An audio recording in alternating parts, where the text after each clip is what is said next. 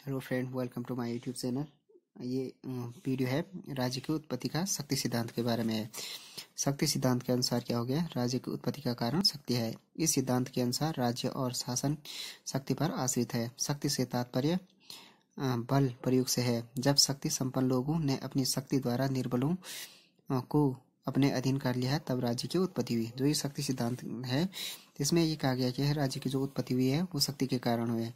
इस सिद्धांत के अनुसार यह है कि राज्य और शासन शक्ति पर आश्रित है। शक्ति से तात्पर्य क्या है? बल प्रयोग से है।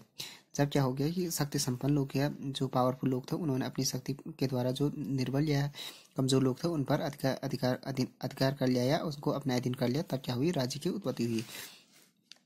लीकॉक ने इस सिद्धांत का स्पष्टीकरण देते हुए कहा है कि शासन मानवीय अशांति का परिणाम है। राज्य का उद्गम मनुष्य द्वारा मनुष्य को बंदित और दास बनाए जाने, निर्बल कबीलों की हार और गुलामी और साधारण तथा उच्चतर पशुबल द्वारा अपना प्रभुत्व स्थापित करने से हुआ है। कबीले से राज्य और राज्य से साम्राज्य का विकास हुआ। इसी प्रकार का परिणाम है ये राज्य। तो शक्ति प्रयोग का अभिप्राय यह है कि शक्ति द्वारा ही लोगों पर अधिकार जताया गया है। मानव विकास के प्रारंभिक काल में जिसकी लाठी उसकी भैंस ये कानून था। इस सिद्धांत के समर्थकों का कहना है कि न केवल शक्ति के आधार पर राज्य की उत्पत्ति हुई, वरन उसके अस्तित्व के आधार भी शक्ति है। तो उन्होंने कहा है कि शक्ति का सिद्धांत का अभिप्राय है कि शक्ति द्वारा ही क्या हुआ है? लोगों पर अधिकार जताया गया। मानव विकास के प्रारंभिक काल में क्या था कि जिसकी लाठी उसके भैंस का कानून था। इस सिद्धांत के जो समर्थक हैं उनका कहना है न केवल शक्ति के आधार पर राज्य की उत्पत्ति हुई, वरन राज्य को बनाने का जो आधार है, उसका राज्य का जो अस्तित्व अभी तक है उसका आधार भी क्या है? शक्ति है। शक्ति सिद्धांत का कुछ समर्थन है। प्राचीन यूनान में जो सोफिस्ट थे, उन्होंने इस विचार का समर्थन किया था राज्य की उत्पत्ति का शक्ति सिद्धांत का। थ्रेसिमेकस ने कहा था कि न्याय शक्तिशाली के हित के अलावा कुछ नहीं है। तो थ्रेसिमेकस ने ये कहा था कि न्याय क्या है? शक्तिशाली के हित के अलावा कुछ नहीं है। मध्य युग में धर्म सत्ता के प्रतिपादक धर्मगुरुओं ने भी क्या किया थे? राज्य को पाशविक शक्ति का परिणाम बताया। पोप ग्रेगरी सप्तम ने लिखा है कि राजाओं और सामंतों की उत्पत्ति उन क्रूर आत्माओं से हुई है जो परमात्मा को भूलकर उद्दंडता, लूटमार, कपट, हत्या और प्रत्येक अपराध से संसार के शासक के रूप में बुराई का प्रसार करते हुए अपने साथी मनुष्यों पर मंदान्ता और असहनीय धारणा के साथ राज्य करते रहे हैं। तो मध्य युग में जो धर्म सत्ता के धर्मगुरु थे, उन्होंने भी इस सिद्धांत का प्रतिपादन किया था, शक्ति सिद्धांत का। अराजकतावादी जो विचारक है वो राज्य को क्या मानता है? अनावश्यक बुराई उसे समाप्त करना चाहता है, क्योंकि राज्य की उत्पत्ति का मूल कारण शक्ति है उनके अनुसार अराजकतावादी। अब इसकी कुछ विशेषताएं हैं शक्ति सिद्धांत की। फर्स्ट हो गया, राज्य की उत्पत्ति शक्ति से हुई है। जब समाज के शक्तिशाली व्यक्तियों ने दुर्बलों को अपने अधीन कर लिया, तब राज्य अस्तित्व में आया। तो इन्होंने कहा था कि एक विशेषता होगी कि जब क्या हुआ कि जो पावरफुल लोग थे उन्होंने निर्बलों को अपने अस्तित्व में, तब राज्य का अस्तित्व हुआ, अपने अधीन कर लिया। जो पावरफुल लोग थे उन्होंने जो वीक थे या कमजोर लोग थे उनको अपने अधीन कर लिया, तब राज्य का अस्तित्व हुआ। इस सिद्धांत का प्रतिपादक व समर्थक प्रकृति के इस नियम की दुहाई देते हैं कि शक्ति ही न्याय है। शक्ति सिद्धांत के अनुसार युद्ध मनुष्य की सर्वोत्तम शक्ति का प्रतीक है। वर्तमान युग में भी राज्य में शांति और व्यवस्था स्थापित करने के लिए और विदेशी राज्यों से सुरक्षा के लिए बल प्रयोग आवश्यक है। तो वर्तमान में भी यही है।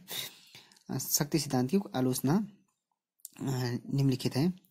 राज्य की उत्पत्ति केवल शक्ति से संभव नहीं है। राज्य की उत्पत्ति केवल शक्ति से ही नींव है, न ही शक्ति राज्य का एकमात्र तत्व है। तो ये है कि जो राज्य की उत्पत्ति केवल शक्ति से संभव नहीं है, क्योंकि ये एकमात्र तत्व नहीं है और राज्य की उत्पत्ति केवल शक्ति से नहीं हो सकती है।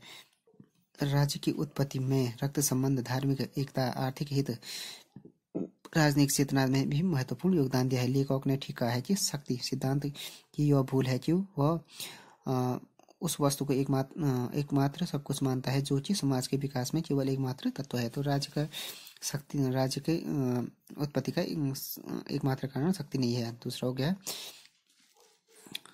शक्ति राज्य का स्थायी आधार नहीं है। केवल शक्ति ही राज्य का आधार नहीं होती है, न ही शक्ति राज्य का आवश्यक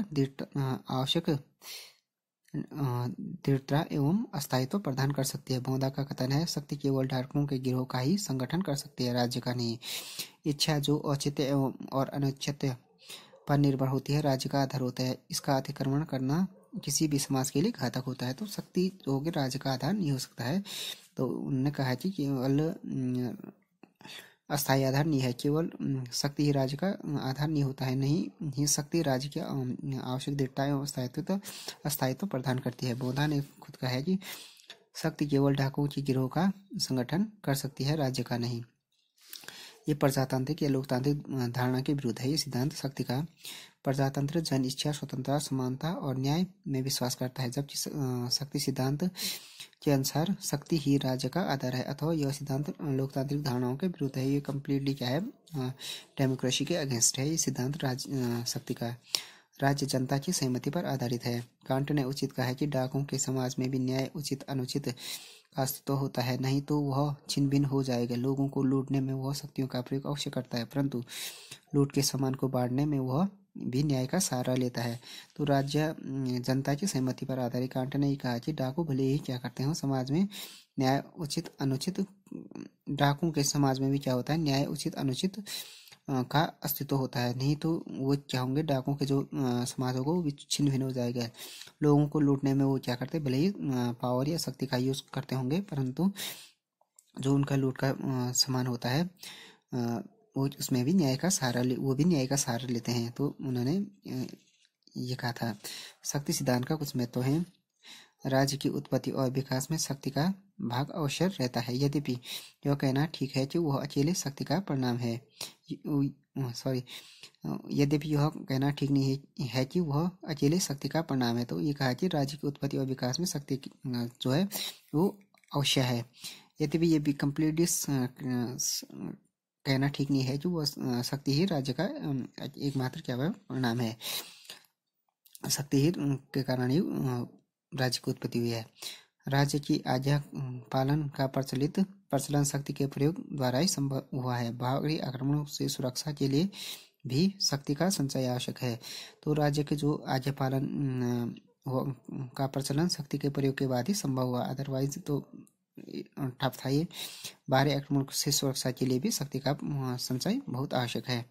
तो फ्रेंड्स, ये वीडियो हो गया शक्ति की उत्पत्ति का, राज्य की उत्पत्ति का शक्ति सिद्धांत और उसका समर्थन, उसकी विशेषताएं, उसकी आलोचना और उसके महत्व के बारे में हो गया video. Thanks for watching this video.